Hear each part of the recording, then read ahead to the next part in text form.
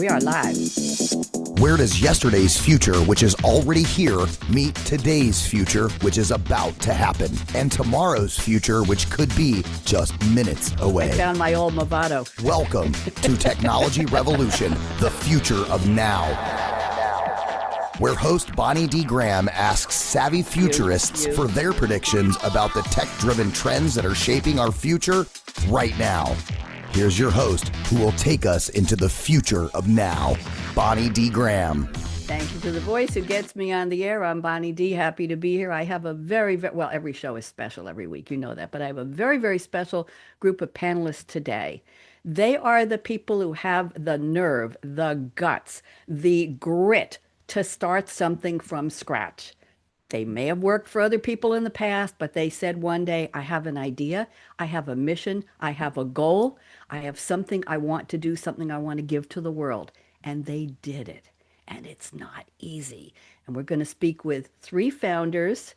I'll introduce them to you in a moment. You can see them here. Gentlemen, just wave hello. You can see your names on the screen. Oh, they all wave so well. And we're going to talk about the use of artificial intelligence in their founder journey. Maybe when they started years ago, they didn't use it, but how are they using it now? What are the benefits? What are the opportunities? Remember, this is a show where we talk positives, benefits, opportunities, good stuff. Go anywhere else and bash, trash, and smash AI, but not here. So let me get started, and I'm going to have a special introduction for each of my guests. And gentlemen, when I call your name, I just want you to wave, okay? So here we go. Welcome to Technology Revolution, the future of now. The future of founders in AI starting from scratch? We'll explore how, with Bonnie D on her Scarlett Mic leading the charge. Tim Wolter, wave hello. Mike Maiolo, wave hello. Adam Greenberg, wave hello. They are thinking large. As new companies come and go at the speed of light, too few founders succeed and fly right. Can AI offer agile support timely and strong? What pitfalls should they avoid that might steer them wrong? We'll predict startup strategies for founders to stay sane, right, Tim? And how AI boosts their tomorrow, keeping them resilient in their new lane. So now I'm going to read the intro for Tim. You're up first. Here we go. From Sacramento roots, where patterns first took form, Tim learned truth hides in signals, steady, subtle, not always warm. From schoolyard trials to moments that tested his ground, he built his resolve to never back down. From Oklahoma arenas where wild bulls would throw, Tim learned to face fear, not turn, run, and go. Through construction site grit where real lessons are earned, he saw how systems fail and how risks can be burned. At 40 miles an hour, a drunk driver struck hard and fast, yet Tim rose with new vision, not anchored to the past. From tech COO leadership to ventures redefined, he walked away from comfort to build what he's now designed. With his wife Chelsea, his co-founder, one of my two saucy dames on my other show you may know, Safety View and Deal View reshape how smart systems can grow. Tim's book, The Last Year, tells how founders fight and make it through, a memoir of grit where resilience and vision are made true. Tim, welcome back. How'd you like that? I love it. You read part of the book. There you go. There you go. No, I love it. It was great. I'll tell Sylvie that Sylvie and I collaborate on these. Mike, you're up next, and I haven't seen Mike in years, and I'm absolutely delighted to have to do a shout out to Sherry Ann Meyer, who was our mutual colleague, our mutual very good friend, and she brought you to me, and she also introduced me to Adam, so we'll get to Adam in a minute. So Mike, from Ridgefield roots where strong values were taught, with discipline, service, and teamwork hard fought, a coach for a father, a nurse by his side, Mike learned that integrity must always guide. From open doors at home where strangers became friends, he saw how true leadership serves and transcends. At Bucknell, where Plato shaped wisdom and sight, Mike chose paths of action to lead and to do right. From paper mill floors to enterprise design, he saw how smart systems could help businesses align. Founding Vesta Partners to rising, then selling to Wipro in View, Mike built lasting impact through vision made true. His book, We Were Rising, shares his firsthand founder's insight. Now with Kate Maloney by his side, Mike has new chapters to write. Mike, I hope you like that. Bonnie, that was absolutely fabulous. Loved I'm, it. I'm glad. I'm glad. And welcome back. Welcome back. It's been years. So, Adam Greenberg, brand new to me. I'm delighted to have you. And here we go. From a family of service where strong values were grown, Adam carved a path very much his own. The middle of three where contrasts shaped view, he questioned convention and he followed what was true. From leaving at 16 to forge his own way through muscle and music and hustle, he learned day by day, with curiosity leading where classroom learning could not. Adam built his life through action and wisdom hard fought. He chanced into tech when new doors would appear to SAP, rising, and leadership clear. Now CEO at Makeshift, where purpose takes the lead, Adam gives back time for people what they most need. From oceans by kayak to vineyards and travel worldwide, he pairs bold ventures with passions that guide. At his startup, Leaders to Give, where compassion lives, Adam shapes what comes next through the impact he gives. Welcome, Adam. I hope you like that. That was beautiful. I'm beautiful. Thank you very much. I'm very glad. And let me finish this with our visionary panel. The future shines bright. AI's reshaping how founders bring ideas to light. From concept to plan, from launch to client stream, AI helps founders stay sane and realize their dream. So lean in, watch, and listen. Sharp insights are on display. Our futurists might inspire you to become a founder one day. So, gentlemen, what'd you think? How'd I do? You happy? Okay. Nice. Good. Tim knows I have a collaborateur named Sylvie, and she and I speak in French. And I sent her your origin story bios. And I said, Sylvie, please help me. And within 3 seconds, she turns it into however many lines I tell her. And then we bargain and we tweak and we negotiate back and forth. I didn't like this rhyme. You left this out. We have to say this about Tim. We didn't say this about Mike. We didn't say this. And we go back and forth and back and forth and back and forth, one line at a time until Bonnie D is happy. And that's how we create these opening rhymes. And they're not poems, they're just rhymes. So I'm delighted you like them. Tim, I've done several for you, and it's always interesting to redo it from scratch. I sent her a whole new bio. So what I'd like to do now is have each of you add a little bit more about what's most important to you as a founder, a little bit about AI, no lecture, no presentation, just a little more about what you've been up to. Tim, I'm going to put you on speaker view first, and we'd love to take about 3 minutes and tell us what's going on, and welcome back. Thank you, Bonnie. I always enjoy being here. So DealView has been scaling. It's growing. We were awarded one of the 25 startups to watch in 26. And that kind of kicked off a slew of stuff for DealView when it comes to helping founders raise smarter and structure their deal room. The AI inside that is Clara, which she's become a lot smarter and sarcastic and all the fun things that founders really need to hear sometimes. And it's interesting to get some of the reviews back I hear about how she kind of roasted their decks or things like that. Safety View is growing. We've got a couple commercial contracts under Safety View with our augmented reality risk mitigation platform. And then the last year has been released 30 days and it sold a little over 200 copies in the last 30 days. So everything's moving up and leveling out, as I like to say sometimes. Well, welcome back. I know you're still working very, very hard, and I had the pleasure of meeting your co-founder, your partner, Chelsea, on one of my shows last year, and it was a privilege and a delight to meet her. So you've got a good partnership there. Oh, yeah. Let's go on. Mike Maiolo, I'm so glad you are here. And again, shout out to Sherry. She's watching live somewhere. And hi, Sherry. Mike, I'm putting you on speaker view. Why don't you catch us up? You've had quite an interesting journey and you're doing something brand new that just launched 48 hours ago. So why don't you tell us about that? Your timing couldn't be better, as always, Bonnie, of course. Thank you. And what do I possibly say to add to the amazing intro that you already gave? But I will say this. I decided to write the book, We Were Rising, because I realized after selling the company that I had the privilege of starting, building, and running for almost 20 years, the chapter that I want to finish on hasn't been written yet. So the book was the starting point. But part of what I needed to do is go back and remember how special that journey was at Rising.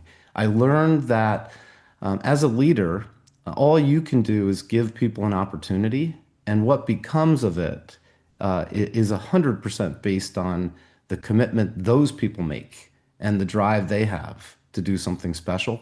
So looking back on it, I learned a ton about people, how to motivate people, how to surround yourself with people that are a lot smarter than you. That part's not that hard, Bonnie, as you know. But I want to do it again.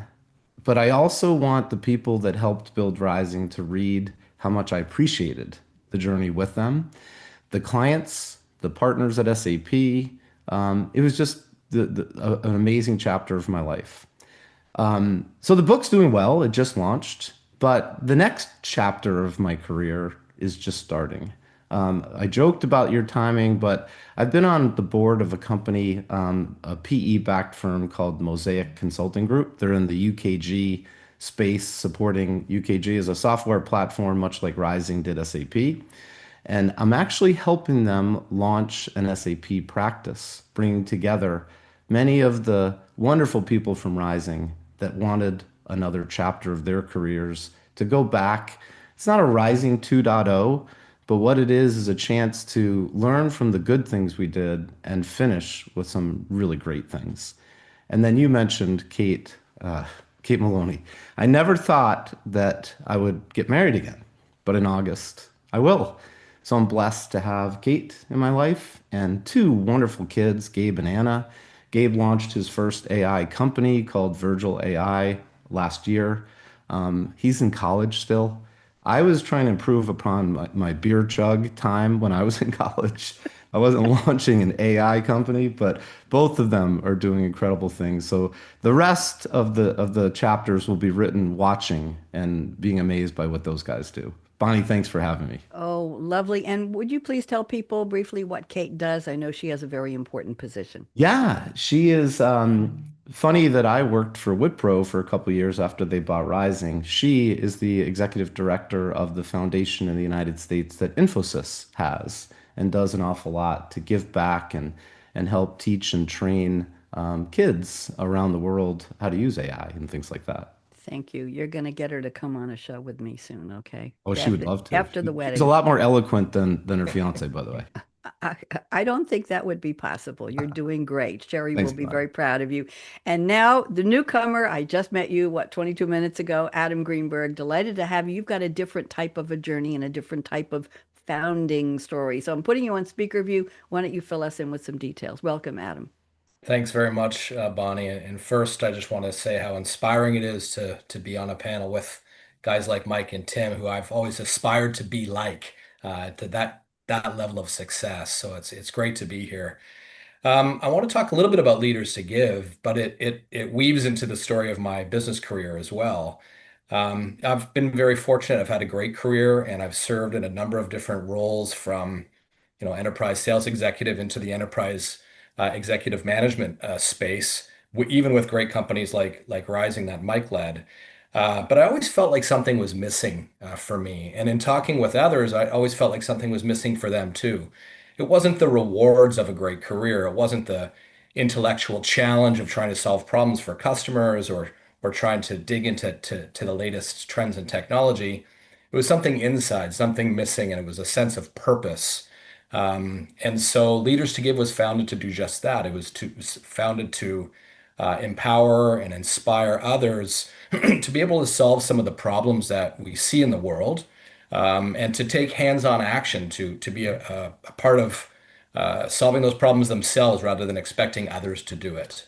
And that's really what Leaders to Give is. We're a California founded 501(c)(3, and our mission is to give people an opportunity to solve the problems in the communities that they live in, that they visit, that they travel in, by providing an opportunity to do hands-on work in those communities. So that's a bit about Leaders to Give. We provide free healthcare, education, food security, and housing to vulnerable children and vulnerable families in developing communities. Your heart's in the right place. Very, very interesting. I'm glad that we have a mix of points of view and a mix of missions and a mixture of different types of companies here. That's what makes it a really good panel. So what I'd like to do now is move on to the part of the show where I've asked each of you to, I know you're all busy, but I forced you to find me a movie or a TV or a show quote that was fictional, and you're going to relate it to our topic. So I'm going to start with you, Tim. I've got a little background here. You know, I love my research, and Tim has chosen a quote from Albus Dumbledore, played by Richard Harris. Of course, the film is Harry Potter and the Chamber of Secrets, a 2002 fantasy film directed by Chris Columbus, blah, blah, blah, based on the 1998 novel by who else? J.K. Rowling. The sequel to Harry Potter and the Philosopher's Stone from the year before. They were busy, and the second installment in the Harry Potter film series. Albus is the headmaster of Hogwarts and one of the greatest wizards of the age. I think that's what you would all like to be, the greatest wizard of your age. I just thought about that. This was Richard Harris's final live action film. He passed away shortly before it was released. It was released in the US in November 2022. It grossed $878 million worldwide, the second highest grossing film of 2002, if anybody's interested. Here's the quote Tim has picked. It is not our abilities that show what we are, truly are. It is our choices. Okay, Tim, take a couple minutes and tell us how this relates. Like we couldn't guess, but tell us anyway. Go ahead. Um, that one hits hard because it's a theme from starting from scratch, right? It's not about salaries and the skills and the things you possess. It's about the choice that keeps you moving forward. Um, like with me, you know, I had surgery and it was a I was out, couldn't work on safety view, so I worked on deal view, but that was a choice. I couldn't stop. I had to push, not just for me, but family and everything else. So, you know, as leaders, as business owners, you know, we have to make choices all the time and do it from a position of what's best for everyone holistically and what keeps us moving. So that one just really resonates. It's that light at the end of a dark tunnel that you keep choosing to walk towards and not turn around. So I have to ask you, your virtual background looks like a tunnel behind you. Did you choose that to go with the quote for the show? Oh, go ahead, flatter me, Tim. that's actually the cover of the book. It's That beautiful. is a culvert in California. And it just, to me, it perfectly resembles the chaos. The walls are graffitied. You're in a tunnel. It's scary in a sense, but there's still light at the end of it. And every time you move closer, it gets a little brighter, little brighter. So that was, Very nice, nicely done. And the image is the message. So thank you very yeah. much. I appreciate that. Okay, Mike Maiolo, let's go to your quote. It's from Henry Hill, played by Ray Liotta. Goodfellas, 1990. It's a biographical gangster film directed by Scorsese. Well, does it get any better than that? Film adaptation of Nicholas Pileggi's 1985 book Wise Guy. The stars are just glitterati here. De Niro, Liotta, Joe Pesci, Lorraine Bracco, Paul Sorvino. Oh my goodness gracious. Scorsese initially titled the film Wise Guy, and he postponed making it. And then they changed the title to Goodfellas. And let's see, it premiered at the 47th Venice International Film Festival in 1990, and Martin Scorsese was awarded the Silver Lion for Best Director. So here's the quote. This is an interesting one, Mike. You're going to have to unpack this for us. Let me tell you, I don't do a good accent. Let me tell you something. Nobody goes to jail unless they want to, unless they make themselves get caught. They don't have things organized. I think there's a couple of keywords in there you want to seize on. Go ahead, Mike. Tell us how you picked this or why. Thanks, Bonnie. And you can imagine with a last name like Maiolo, there's a direct connection back to a movie like Goodfellas. And of course, my dad, who is an Italian immigrant, often referenced movies to teach lessons. And there's a lesson in this quote, and it's a little abstract, so humor me for just a second here. But obviously, I just enjoyed the movie, and the cast was just incredible. But if you think about it, when you make the statement, nobody goes to jail unless they want to. Translate that to a more grounded business concept of outcomes, even bad ones like going to jail, are the result of personal choices that you make. And so if you decide to be a criminal, and you decide to be detailed in your planning and organization, and you decide that you're going to take execution to another level, you probably don't get caught.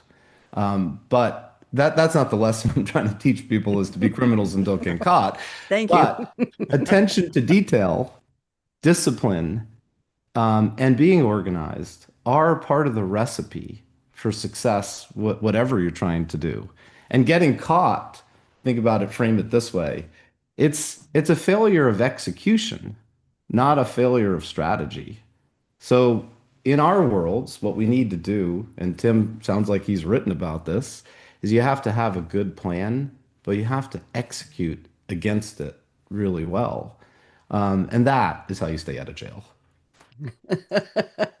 And we could translate, we could do it could be a metaphor of business failure. It could be getting Bankruptcy. hung up, bankruptcy, getting hung up and strung up on a business that you can't get off the ground and having the wrong team and finding out you had the wrong mission and the wrong plan. I think organized was the key word there, and I'm going to stop right now before I get us in trouble. Okay, thank you, Mike. Very, very interesting choice. When I started these shows, and some of you may remember, Mike, you might remember, this show was my spin-off of SAP Game Changers Radio, which I did for 9 years, 48 series, millions of listeners around the world. And when SAP said bye-bye, I said, I'm not going to give up all of my audience, my listeners, and my mantra, my mission to have thought leadership roundtables without any selling. Leave a dollar sign somewhere else, just come and talk about what you know and share your knowledge. And I renamed it Technology Revolution. So there you go. I have no idea why I told you that story. Okay, so, getting organized. Okay, so here we go. Adam Greenberg. Interesting, a classic quote.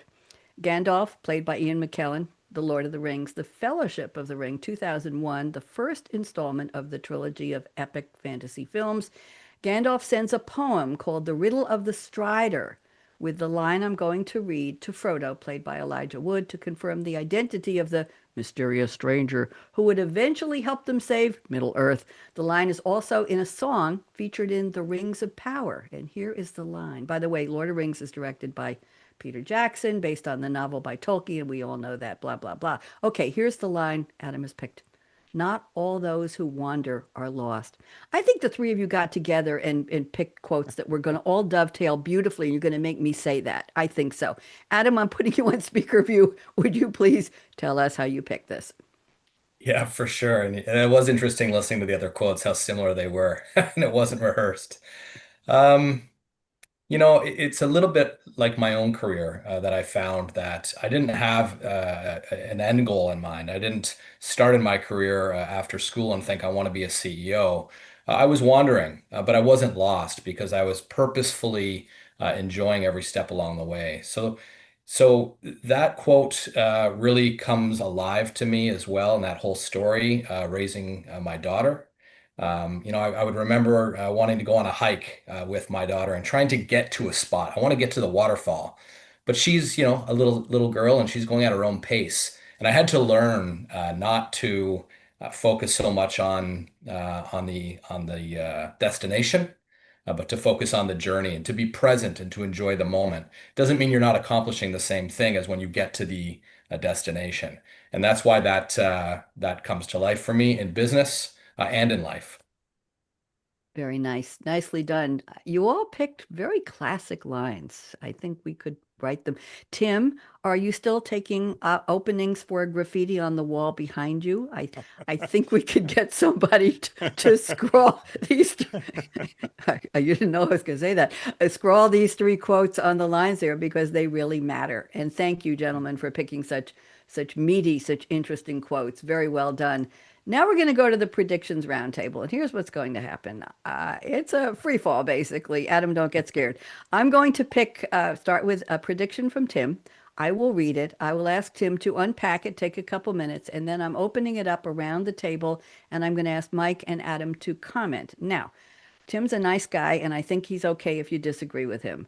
However, what we're looking for is your point of view. Not, yes, I love it. Thank you, Tim. That was great. What does it mean to you? Does it mean anything to you? No, I don't understand that. I don't identify with that. Or, wow, how did you know? So see if it relates to anything, if it resonates. That's what we're looking for is a true roundtable in a couple minutes each. And then I'll pick one from Mike and we'll do the same one from Adam. And we have a lot of time. You gentlemen are very brief with the words today, which is fine. So we got plenty of time for a lot of predictions. So, Tim, I'm starting with your prediction number one. It's called, this is dramatic, The Death of Urgency Theater.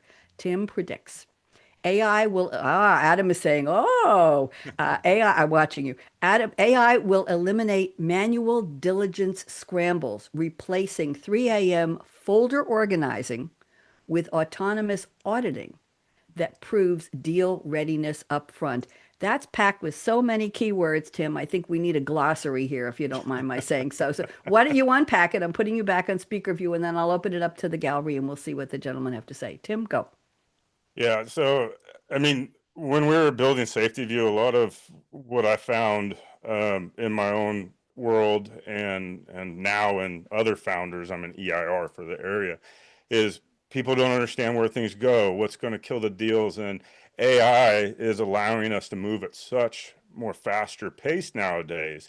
It's really how can we get people prepared, whether it's to raise money, get a deal with an enterprise client, something. Um, so being able to utilize AI, some of those algorithms, to not just say, hey, here's the information, but here's how this information relates. This is what it means in business to do this. And these are the things you need to think of. So utilizing AI, not just as a, hey, my life's easy, but to teach at the same time and help businesses get out of that scramble mode. And I think, Bonnie, we were on an episode and you asked me, what does AI mean? AI means I can go shake somebody's hand because I'm not sitting there stuck in a spreadsheet trying to hit every cell, right? I can actually get out, talk to customers, talk with people. And I think AI really pushes that, hey, let's get out of the urgency. Let's have it help us and put those guardrails in. So Thank you very much. That 3 a.m. folder organizing. I think it was folder diving is probably more like it, if I'm allowed. Mike, why don't you go first and then Adam comments. Agree, disagree, thoughtful, anything resonate with you, Mike? Yeah, the piece that really resonated with me, Tim, is the business of AI accomplishing a task, and if it's eliminating urgency or making us more efficient or whatever it is, that allows us to go do other things. So my personal view is the goal isn't to displace people per se. It's to give them the power of time back to go do the things that only people can do well. That shaking hands, breaking bread, listening to what customers have to say as they show you what the problems are. I really like that, Tim. Thank you. thanks. Adam, go. Well, when you're interacting with somebody, they deserve your full attention. They deserve that you've prepared for the conversation. They've come to you with a real problem that they want you to solve, and they believe you can solve it. That's what gives you the right to be in the room. And my mantra, my whole career and professionally and personally is prepare relentlessly and assume nothing. And that leads to a lot of work because you're trying to predict what the other person is going to think based on what you're saying to them and what you're presenting to them. And so the reason I was, my eyes went wide when Tim said it is because we've all been in the 3 a.m. folders, trying to prepare, trying to look at and predict what the other person's going to object to or it's going to resonate with. And so I like it, and I hope. It's not, I don't agree or disagree. I hope it comes true. Mm-hmm. Very well put. Mhm. Tim, anything you want to say back to them?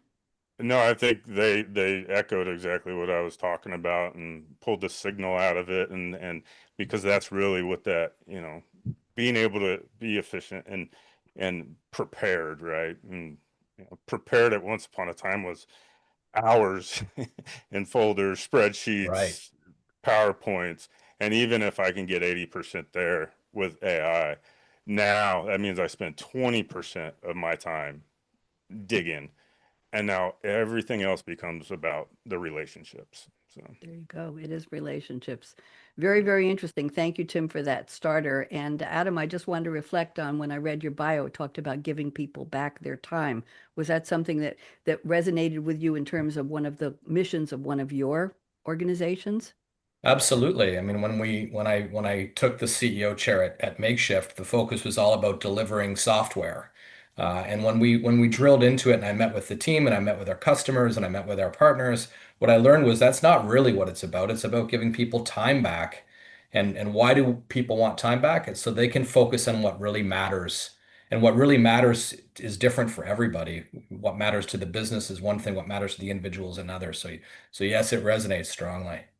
Really does. Thank you very much, Tim. Good start. Let's go to Mike Maiolo. I'm looking at prediction number one. I will read it. You don't need to find it. Mike says AI founders will drive a surge in best of breed solutions, focus deeply on a single problem, rather than broad, unfocused platforms. As AI funding reaches record levels, founders may pay close attention to differentiation and clarity of purpose. Again, packed with buzzwords, buzz phrase. Please, Mike, would you unpack this for me so I understand and the listeners understand, and then we'll go around the table. Mike, you're up. Yeah, and thank you, Bonnie. First, I want to say my statement about these best of breed solutions is not to say that enterprise software has a demise coming because of AI. I think the opposite's true.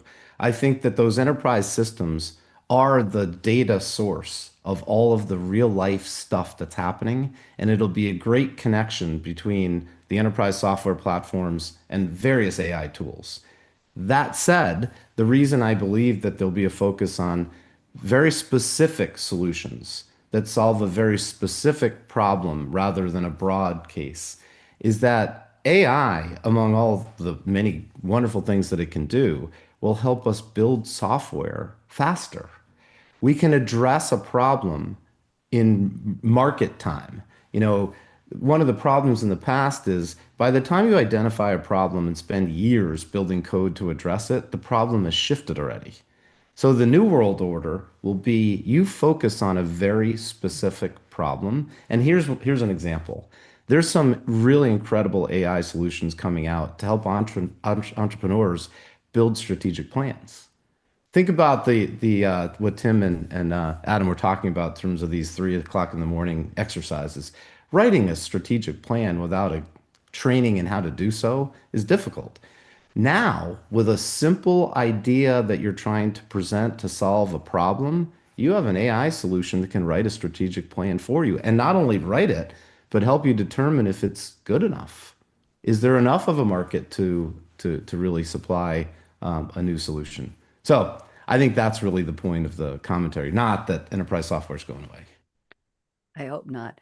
I'm a coder from way back. Some of you may not remember. I'm an early woman in tech, and I was coding in COBOL. A lot of people say Cobalt. No, it's COBOL on a Xerox Sigma 6 CP5 mainframe that was in a room the size of a warehouse with the cables under the floor where you needed like a carpet lifter to pull up the tiles on the floor to get to the cables. And it was a very interesting time, and I loved coding, but I guess that's no longer a popular thing to be able to say you do. Anyway, we'll leave that one alone. Let's go around the table. Adam, comments on what Mike shared, and then Tim. Adam? Yeah, I mean, growing up, I used to love watching Star Trek. I just loved the stories. And there was a character in Star Trek called Data. And Data was basically an AI robot.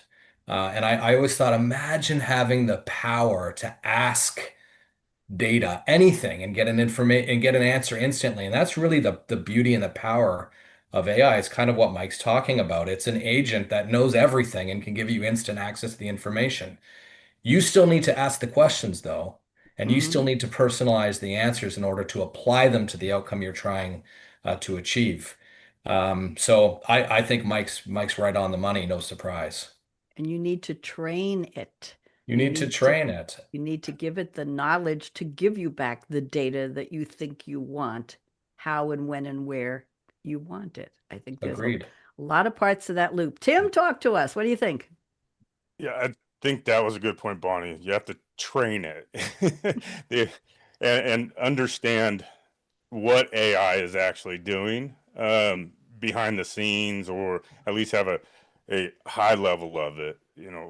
DealView was born from my frustration. So I built a cognitive system, which goes to what Mike was talking about. How can we provide founders that information, the strategy, the plan, the market analysis, all these things? So that's what we put into DealView to help founders structure that. When we talk about, hey, coding and AI coding, 100%, but I think that goes back to understand, or have somebody as a subject matter understand what it's coding. I talk to founders all the time that are like, oh, I built this application, and you can go in fairly quickly and find there's issues in the software, and hey, don't release this yet. Understand you can push faster, and AI is going to be able to code for you, but you still need that human in the loop, the subject matter of, hey, here is the issues, or here is, to protect them and everybody else. So, Tim, this is a good time for you to tell us briefly what DealView is, please.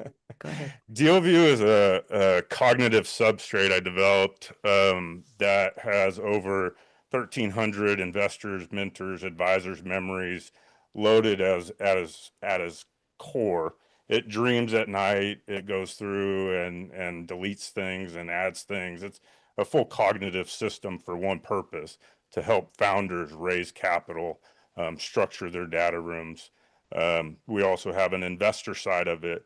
So if we can prepare the founders before they send their data room out, I've freed up the investor side of it to where they can analyze a deal faster. The founder's ready, and we provide AI tools for the investor to look for red flags, risks, which, as long as the founders are following that and getting ready, there shouldn't be a problem. They should have caught it before they ever made it to investor. Free up the investor times, because they're getting swamped with all the applications and things. So if I can reduce their analysts to focus more on that signal, like who is ready, we can get founders funded. Good. On their ideas. That goes back to the sanity. I have to tell you all how much fun it was writing 2,000 lines of code over the weekend by hand, coming in on Monday, keep punching it, and having it in production at 1 o'clock on Monday afternoon.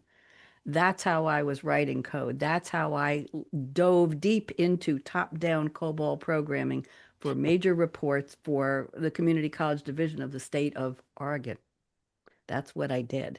And it was a blast. It was jump up and say, well, like the Toyota commercial, wow, it was just an elevating experience. So the question is, can AI have as much fun as I did when I was writing code?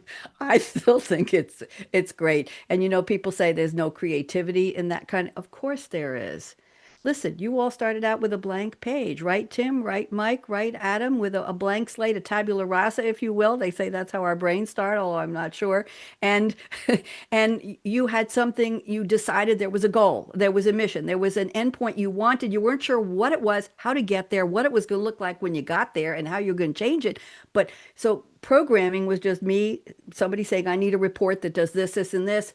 Take me there. That was it. My code didn't look like anybody else's. My labels, my functions, everything, my organization, my branches. But that was creativity. So I have a show on Monday called The Creativity Show. Read my lips. I think you're all very creative people. And you may not realize that, but you are my new breed of creatives. See, on your business card, you put on Bonnie D's futurist, and I'm a Bonnie D's creative. And Mike is also, I'm not Mike, I'm sorry, Tim is also one of my cool dudes. I have to say that. Mike and Adam will get you later. Okay, let's move on here before I pontificate too much. Adam, I am going to, did we get everybody on that one on the round? Okay, let's go to Adam. I've picked your statement number 2, prediction number 2. I like this one. You say, and we're going to talk about nonprofits. AI agents will shift nonprofits from reactive to proactive execution.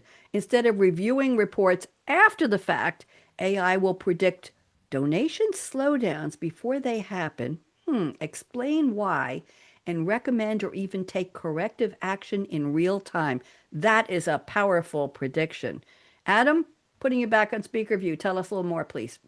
Well, it comes from experience. It comes from wanting to give people an opportunity to contribute in ways that matter to them. And it also comes from a belief that people are inherently good and want to do good. And so it also goes to training the agents so that they understand the outcome you're trying to achieve.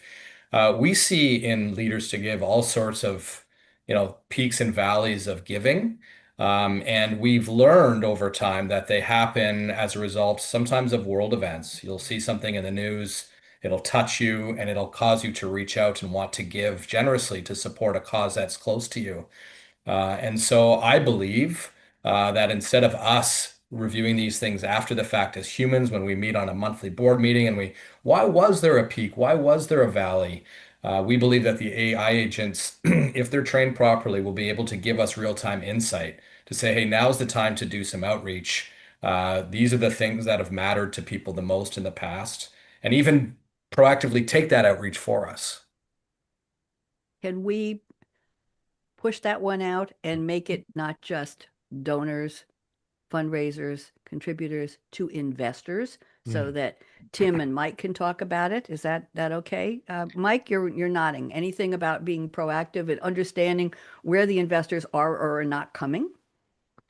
There's really two things that just popped into my head, and if I Hmm. could go back to something Adam was just pointing Yeah, out. please. It's not only the case that we react to world events and things like that, but we get so many proposals that if those were filtered with a real understanding of what our passion is and what we've donated towards before Hmm. and what we're likely to donate towards in the future, the lives of the people raising money would be made easier, and also the lives of the people making the donations would be easier because you can filter out from the thousands of things out there to the ones that are targeted for what you care about. What you care about. Tim, thoughts about predicting investments and what do you think? Yeah, I mean, I think what Adam was saying could actually go a little bit further. I mean, it's how do we utilize the AI to look at those peaks and valleys, but synthesize that information to bring it back to business, to people, right? Because as people, we're just curious sometimes, and sometimes it's just in personal lives, like, hey, who's doing this or who's doing that? If we can take what a business is doing, what's happening, and synthesize that down to what somebody cares about. And I think that's where the efficiencies in AI really come in, is being able to take a lot of unstructured data and structure and bringing it back in and providing that back to business people, nonprofits, and giving, you know, helping them, helping everybody really. And AI excels in pattern recognition, doesn't it? Yep, Isn't that one of the it strengths? does. So, where have we seen this before? Why might we see it again? Adam, any thoughts to wrap that one up? Because I'm going to move on. Go ahead. Well, I want to thank you for using the word investors, You're welcome. because whether you're donating to a cause that's meaningful to you, or whether you're investing in a business, you're still investing in an outcome that's meaningful to you. And I think donors are investing in outcomes that matter to them just as much as a business. Very well put. I'm glad we worked that out between us. Yes, you're very welcome. Okay, Tim, I'm picking your prediction number two. We have time for a couple more. And you say productizing the bruises. Okay, everybody get a medicated Band-Aid out. Investors, I'm sorry, Tim says entrepreneurs will use AI to turn internal survival tools and business byproducts, air quotes, into secondary revenue engines. This sounds very promising and very efficient and very hopeful. Tim, why don't you unpack it for us and then we'll see what the others have to say. Go ahead. Yeah, I mean, well, if you look at what I ended up doing is Safety View, I was raising money for it. I didn't have the money, I didn't have the things to raise money. And DealView was born out of that. It was just a tool for me. But as I start making internal tools and SOPs and different things, there's signal that comes out of all that noise where AI can focus in on, and hey, we can generate this. So DealView I made for myself. I was in some founder groups and everybody was like, hey, what's a data room? Or that a lot of people didn't know. And I'm sitting here like, well, hey, check this out. I made this for me. Would you want it? And then a couple hundred people were like, oh, I want it. So I took a product I was building to an internal tool that I needed to then find out there's all these people out there that need that same thing. So now we can actually turn that into monetization, and help the business all around. So I like the way you call it bruises. Breadcrumbs, maybe too. breadcrumbs, Dust, the dots. the dots, right, that didn't get connected the first time around, but where Uh-huh. are they going? Adam, Mike, comments on this? It's good. What do you think? Mike, you look like you want to talk. Yeah, what I like about what he was saying is, you're trying to solve one problem, you run into an issue, and it creates a need for another tool that you solve. The best way to bring something to market that has value is to make sure there's a real problem for it to solve. What better way than to solve your own problem? The best market research in the world is to look into your office and say, I have a problem. There's at least one potential client there. So I think that's pretty cool, Tim. And I need to learn what deal view is. We'll sync up. We can go Yeah, through. me too. Me too. Because I'm reflecting on those problems myself. So if there's a solution, I'd love to learn more about it. No, I think it's a very good observation, and we see it at Leaders to Give, where we're trying to solve one problem for a particular issue, and it connects to one of our partners in the ecosystem who have the same need. So we're able to transpose that solution to others. We see it at Makeshift as well. Just to bring it back to tech for a moment, Mm-hmm. where during COVID we were seeing that the spikes, what we're in a scheduling tool, time and attendance tool at Makeshift is what Makeshift is. Seeing spikes in the number of callouts, the number of shifts that are being dropped in exchange. It's during COVID, and the customer is probably wondering why that is. We're wondering why that is, and we're using AI to tell us why that is, and then we're providing that same capability to all of our other customers, whether they're in hospitality or retail or healthcare. It's the same issue. So, yeah, very, Thank very you. interesting stuff. Thank you for tying it up. That's why we do the roundtable. We're thinking outside of our own box and see what everybody else has to say.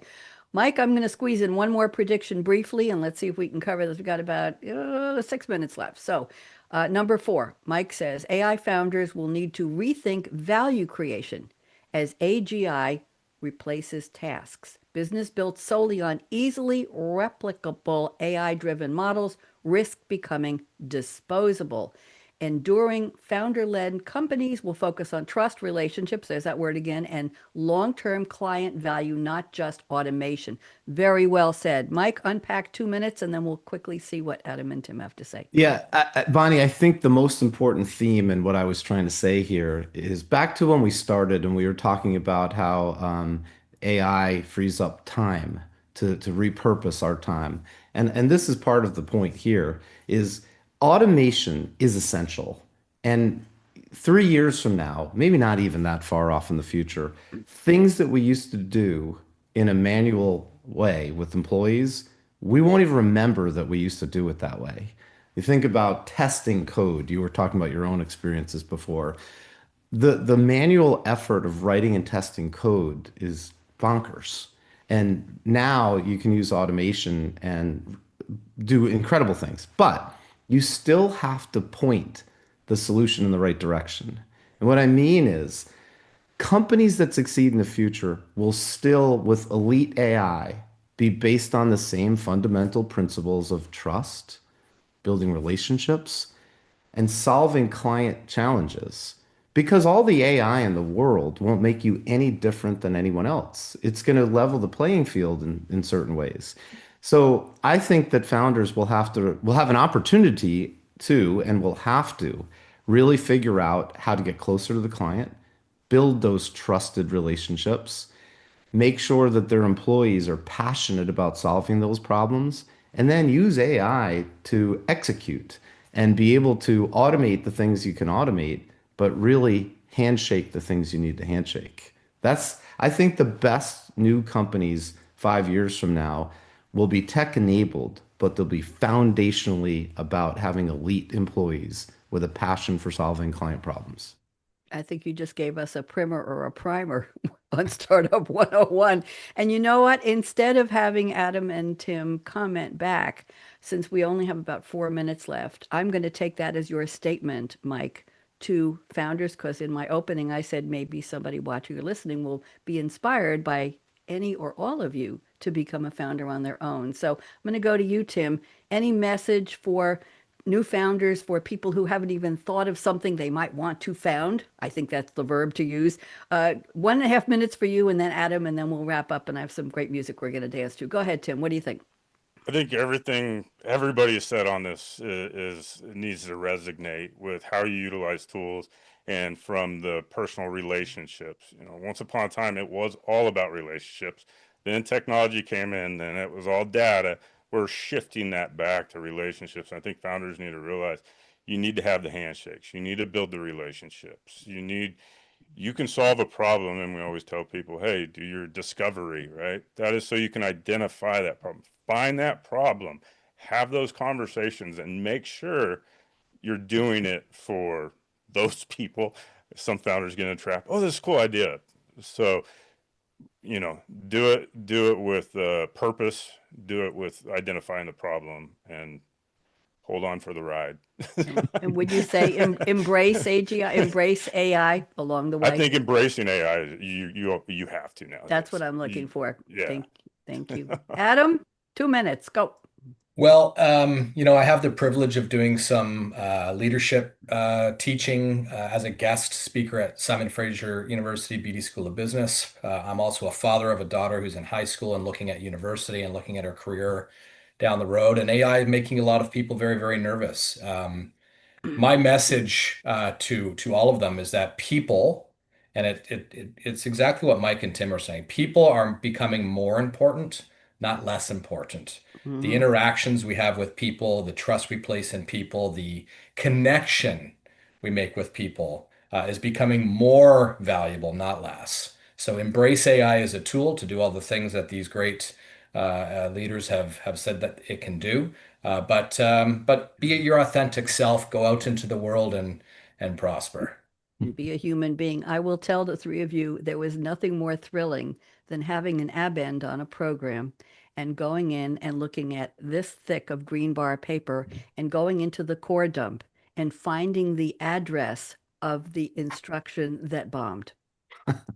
Nothing more exciting than going into, it was hexadecimal, and knowing how to read that code and find exactly that instruction and that piece of data that effed it up, and finding what did somebody do wrong? Was it me or the data? Those were very exciting days. And I'll tell you that the brain was just working. It was creativity. It was a challenge. It was exciting. It was a thrilling thing to do. And I never knew that I would love it that much, but I did, just saying that. So, and very quickly before we end, I want to say, the word objection came up, I think, Adam, finding objections. And I will tell you, I did stand-up comedy years ago. And one of the cardinal rules, not just watch the green light and say, that's my time. No, you're not supposed to say shocked. that. What's that? Not shocked that you did stand-up comedy. No, I know you're not. No, I just try to be funny sitting down. But one of the cardinal rules is, if you have something that the audience will object to, say it at the beginning.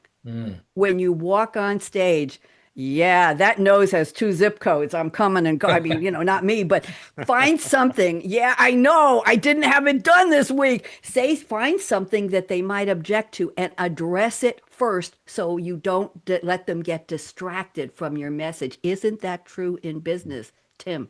Find the objection, address it, deal with it. Don't be surprised. Don't be knocked off your boat or whatever you're standing on, and get it out of the way. So Adam, when you said that, it just triggered that.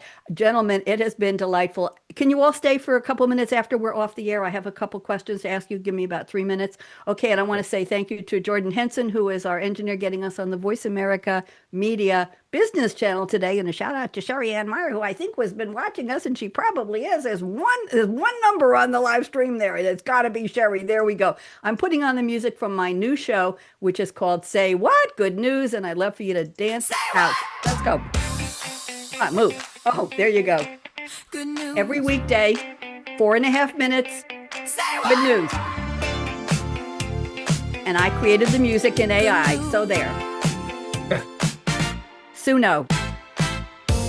Morning coffee in my cup. Decaf, please. I don't need the extra caffeine, Adam. You know that. Same old drama.